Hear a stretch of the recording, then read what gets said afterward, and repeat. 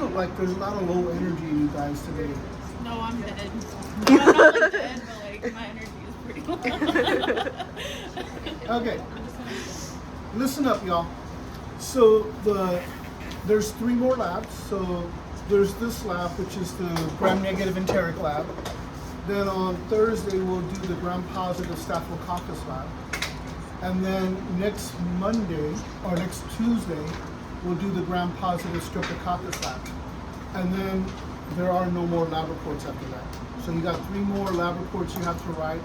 And then after that, you'll have your grade for the lab reports. And they're probably gonna be really great, okay?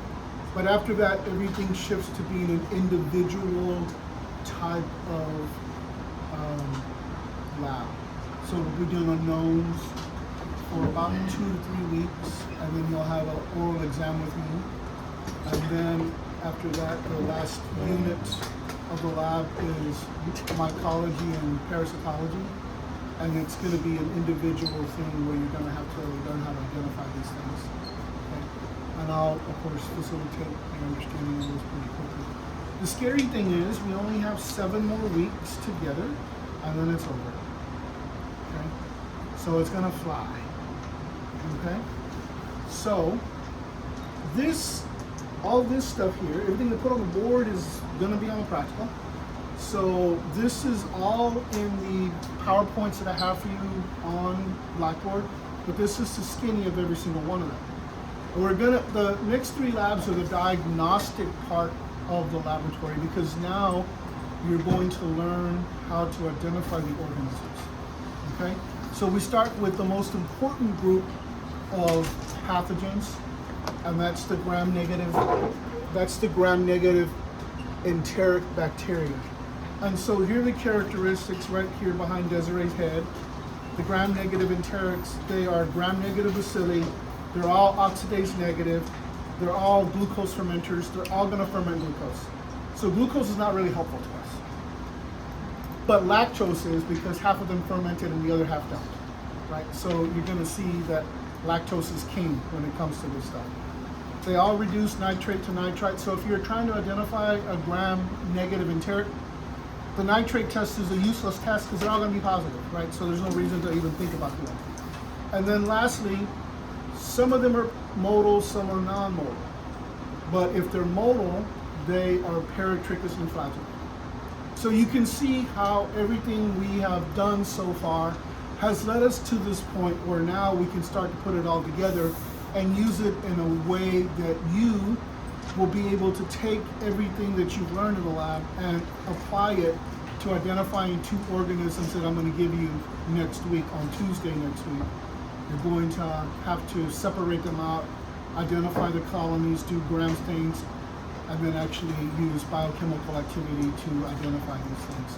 And then that will culminate in you taking a one-on-one oral exam with me on your work that you did and everything else that we've done.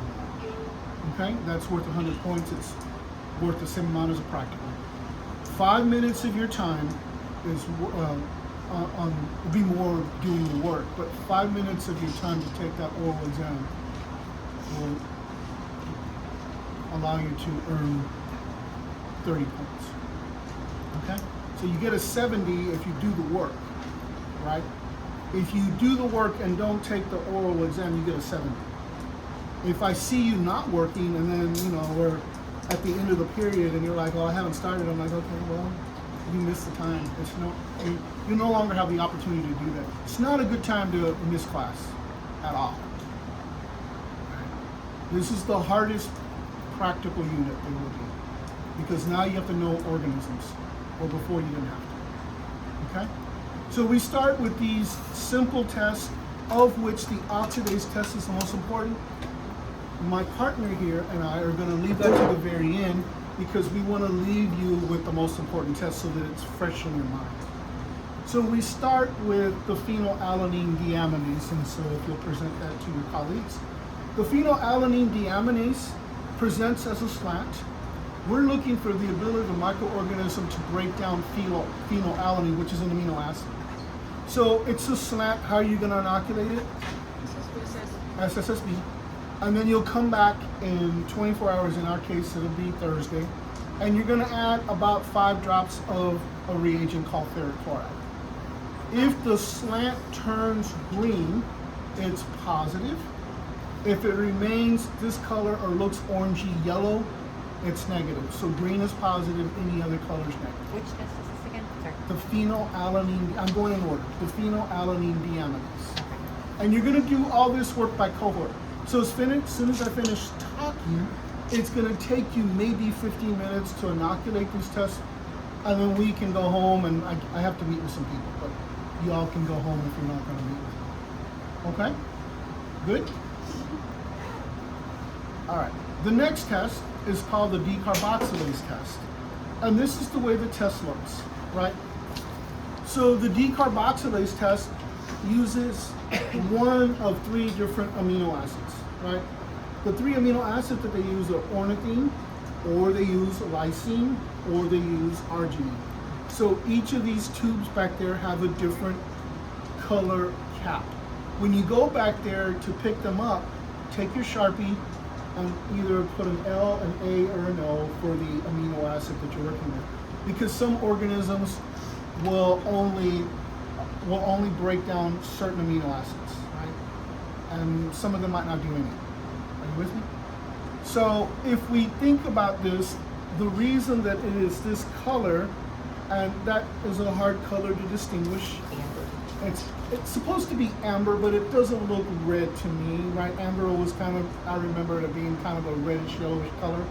This looks more gray. So we're using gray as a color, yeah? So acid is neutral. If we were to add a base to it, then you can see that the pH indicator becomes this beautiful violet. The pH indicator is called bromocreosol purple, okay? And if we were to add an acid to it, then it becomes yellow. So the range of the pH indicator are gray or amber for neutral, purple for alkaline or basic, and then yellow for acidic, okay? Good? So if you're gonna inoculate this with one organism, so each group is gonna do just one organism. And so let's say, Christy, Desiree, Justine, why don't you do Enterobacter aerogenes, the first one. Annalisa, why don't you all do Klebsiella pneumoniae? Why don't you all do E. coli? Why don't you all do Proteus mirabilis? And why don't you all do Enterobacter cloacae? Okay, Sonia? So I don't want you all to spend a lot of time inoculating all these things when we can do just one and then share the results. Because I'm not going to expect you to know that E. coli is acidic for ornithine, acidic for arginine, and acidic for lysine. I just need you to be able to tell me what the result is. Is it positive or negative, and what's the pH? Okay? What was the pH indicator called? Bromocreosol purple. Okay? Now you might notice something else. Hold that tube again. So you might notice something else at the meniscus of the actual tube, and that's mineral oil. So these tests, the decarboxylase tests, are only valid if they're in an anaerobic state. The way you make these things anaerobic is you add a little bit of mineral oil, and it's real easy to do. All you have to do is aseptically flame and then just add the mineral oil to the meniscus. And you just need to add enough that it will cover the meniscus and not allow any oxygen in. Because these tests are only valid if they're in an anaerobic state. Okay? If they're not anaerobic, almost all of them will be positive, and you'll be sad because you'll have to start all over again. And by the way, they're expensive, right? So each one of these tubes costs about $2. Yep. Is that before or after? So I like to do it after, but a lot of people will say you inoculate, you put the oil, then you inoculate. The problem with that is your loop gets really hot. And sometimes if a loop is really hot and you touch the oil, it's gonna flash. And I don't really want that to happen. So let's just inoculate the tubes, then add the mineral oil. To me, it's the same thing. okay? But you're not gonna get any flash. You know what I mean by flash, right? Because mineral oils are fat, and if you get it hot enough, it's gonna spark. We don't want That's gonna be my cup of tea. no flashing allowed. Okay. The other three tests are, the first one is called EMB. So the EMB stands for eosin methylene blue. This particular medium is designed to test water systems. So it can test the water at the house, but that's not what it's really designed for. It's designed to test recreational waters to make sure they're safe for people to go in them, right? And this particular plate or test, whatever you want to call it, is designed specifically to pick up E. coli quickly. So if we think about this for a moment, this is a medium that has a pH indicator in it called eosin Y. That's the pH indicator. Lactose is the primary substrate, right? Because all enterics will ferment glucose, but only half of the enterics will ferment lactose, the other half won't. So it's really helpful when you try to put these things in groups, right? We call them lactose fermenters or non-lactose fermenters. So it's real easy to use, right? And lactose is one of those disaccharides that is very nicely diagnostic here, okay? The other thing that's in here are a couple of inhibitors to the gram-positives. And those inhibitors here are going to be methylene blue and bile salts. So if it grows on this plate, it's gram-negative by definition, okay? Good. Now E. coli is special on here because E. coli will not only ferment lactose, but it'll interact with the methylene blue and the eosin and produce this metallic green color. It's beautiful. Wait till you see it. Right? And so, Rachel, will you volunteer to streak E. coli as a 4-quadrant streak for isolation on EMB for us? The group will do the normal stuff, but you're going to do this extra for the group. Okay? So you all are going to take this plate, you're going to divide it into 4 equal parts, and then you're going to inoculate, as indicated, salmonella in one line. You can do a squiggly or a happy face or whatever. Then you have E. coli, then you have Klebsiella pneumonia, then you have Proteus vulgaris. Okay? Yep. Bile salts. Bile salts. B-I-L-E-S-A-L-T-S. What was the pH indicator? Eosin Y. Okay? The next plate is called Hecto-1 enteric agar. And this one still uses lactose as its primary substrate, but this one's designed to pick up pathogens in the GI tract. And the two most important pathogens are going to be Salmonella and Shigella. We have Shigella, but we don't bring it out anymore. It's too communicative. You only need 10 cells, and then you can come down with infection. So for this course, I'm like, we're not going to do it anymore. I might streak it and then just show it to you, but you're not going to get to play with it. It will not be an unknown. Right? There's no reason. The other guys, the ones that are going to be doctors, they're going to do it, but not you all. I like you all too much. I don't want you all to get sick, so we're not going to play with Shigella. Salmonella, you need 100,000 of those guys. Yeah, it's not, unless you like, you're not going to get it. Right? Don't do that. So in here, you have lactose as the principal substrate. You have a pH indicator that you know from other tests, which is bromo, thymol, blue. Where did you see that before? On the citrate test. I don't know what that means. On the citrate test, right? It also has a presence-absence indicator for the production of hydrogen sulfide. And where before we use ferrous ammonium sulfate, here we're using ferrous ammonium citrate. It's still better known as iron. And if I ask you that on a practical, you can say iron. Iron. Okay? So here, you're going to take the plate and you're going to divide it into 4 quadrants, and then you're going to inoculate one organism into those quadrants, right? So you have E. coli, you have, thank you.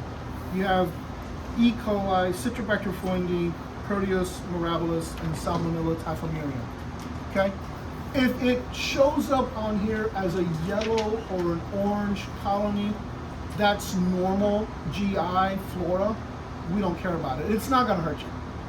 But if it shows up as a non-lactose fermenter, a blue-green colony, or a non-lactose fermenter that has hydrogen sulfide, it needs to be further worked up for Shigella and Salmonella. We're not going to do any further workup for Shigella, but we will do further workup for Salmonella. Okay? Because there are other organisms that are lactose non-fermenters and produce hydrogen sulfide. The Proteus group does that also. Okay? Everybody have questions? So what is the application for Hectorine and Enterococca? What do we use it for? Pathogens and GI tract. Stool testing. Take a little poo, put it on there, we look for the pathogen. Are you with me? Good? Anybody have any questions? Okay, last thing we're doing today. Well, last plate we're doing today. This is called McConkey agar. It's my favorite medium because I can learn a lot about an organism from using this plate. It's what I grew up on, right? As a clinical laboratory person, that's the plate I love because it told me a lot of stuff. This one is used for all clinical specimens except not poo because we have others. Yep. But it'll be used for abscesses, for septic infections, for decubitus wounds.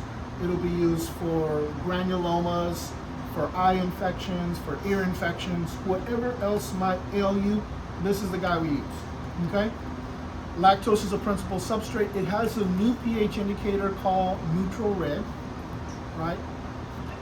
And then it has two other things in it that will inhibit the gram-positive organisms. One of them is bile salts, and the other one is crystal vitamin. Yep. So what you're going to do with this plate is you're going to divide it into 4 quadrants, and you're going to inoculate, thank you, you're going to inoculate Enterobacter aerogenes in one of the quadrants, E. coli in another, Salmonella typhimurium in another, and then the last one you're going to inoculate with is Enterococcus faecalis. Enterococcus faecalis is a gram-positive coccus. It's never going to grow on here. The reason we're putting it on here to show you that the gram-positives won't grow. Okay? Anybody have any questions? We'll come back, and if there's a reddish, it's almost hot pink colony, that's going to be a lactose fermenter. If it's hot pink, yeah. If it is a colorless colony, it's going to be a non-lactose fermenter. But a really interesting thing happens here. When you have an organism that produces so much acid, it's going to precipitate out the bile salts around the colony, and we call that bioprecipitation. And once you see it, you'll never forget it. It's beautiful. The only 2 organisms that we're working with in this lab that do that are E. coli and Citrobacter foindi. Those are the only 2. So if you're doing an unknown and you see bioprecipitate, you can immediately say it's one of those, and all you gotta do is prove it, right? Proving it is about 5 tests to say this is the only thing it can be, okay? This is science. We don't go with hunches. It has to be proven, okay? Anybody? Yes? You said the only ones that would create that all created E. coli. Citrobacter foindi. And it's over there on the very last bottom part. You see down there at the very bottom? I have them down there. These are the only guys that are going to do that. It's also on your, like if you look at Citrobacter on there, it's going to be on your Hectorine because it also produces hydrogen sulfide. Okay? Anybody have any questions? Okay, so we leave then with the most important test to differentiate the gram-negative bacilli that are enteric versus non-enteric. And it's really based on this enzyme that's actually located in metabolic processes. We call that cytochrome oxidase C, right? And so we're going to look for that. In looking for that, all we need to do is add a reagent to a swab that has a little bit of a colony on it. And this reagent is like this big old gigantic word, NNN, triethyl diethyl. It's huge. And so I just think it's not fair for me to expect you to be able to write that on practical. So from now on, if we're doing the oxidase test, you can say that the reagent is the oxidase reagent. Fair enough? So if I ask that question, or not, I shouldn't say that. When I ask that question on a practical, I say, what's the reagent for the oxidase test? You're going to say the oxidase reagent. 20% of you will forget that, even though I just gave you the answer to one question on a practical. Okay? You can do it lots of different ways. They have strips of paper that you can take a little counting and scratch it. It turns purple or whatever. I prefer the spot oxidase test. It looks like this, and this little tube has got a little bitty vial inside of it. And in order to get the reagent out, you got to break the tube. You have to smush it so all the reagent comes out. Okay. So we're going to show you what a positive test looks like first. And so this is a non-enteric. By definition, then, if it has that enzyme, it is aerobic. So I'd like you to hold that and open it up. And then when you're working with swabs, you don't have to do this test if you don't want to. You can just come and take pictures of what Nikki's done for you all, and that can be part of your lab report. But if you're going to open the swabs, you just pop the opening and open it up to the handle. If you pick it from the handle but don't touch the swab is still sterile. So go inside of that that tube and take some of the stuff off of the surface of it. Enough of it so we can see it. And then put the lid back on. And then put it back on. Okay, so now we've got the reagent. And what we're going to do is, so we're just going to add the reagent to that colony and count to 10. 1001 show them purple. 1002, 1003, it's already purple. Yep. So that means it's oxidase positive, and by definition, it's a non-enteric or an aerobic organism. Okay? Good? Jeanette, pick any of these other tubes here. So If you said- wait a minute, I'll show you pos and neg together, and then they'll be happy. So oxidase positive, non-enteric, And aerobic. anaerobic. Okay. And no, aerobic. Aerobic. Yes. Citrobacter fungi. Okay, I'll hold this one. And I want you to do the work now. So look like a professional for the film. Top it.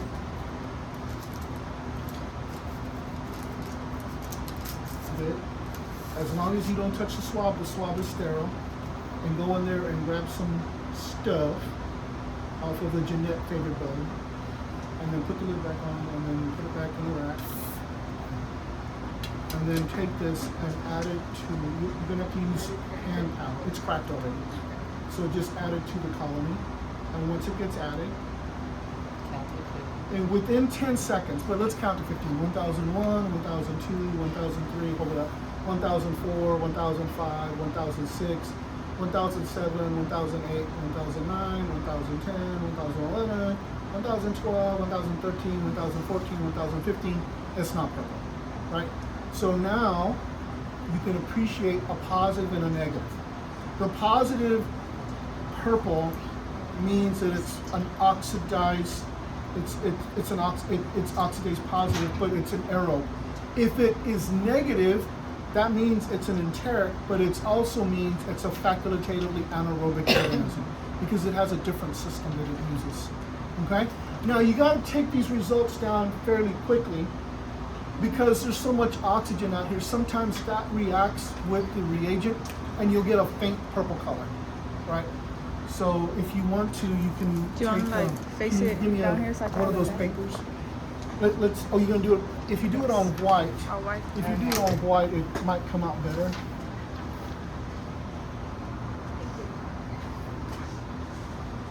Anybody else want a picture? Yes. Okay, so if you, it's 12:30, so if you'll do these things, inoculate these different tests, then you can go. We're not going to do anything else today. We're in a good place. I like where we're at in lecture. We're ahead, aren't we? No, we're not ahead, but we're where we need to be. Okay, good. Good. Anybody have any questions? Oh yes. So the yellow is enteric then. The yellow, if it doesn't go purple, well, yeah. So it's enteric and aerobic. Facultatively Anaerobic, yes. Facultatively anaerobic. Facultative. So You want to turn that FO. off so I can talk without.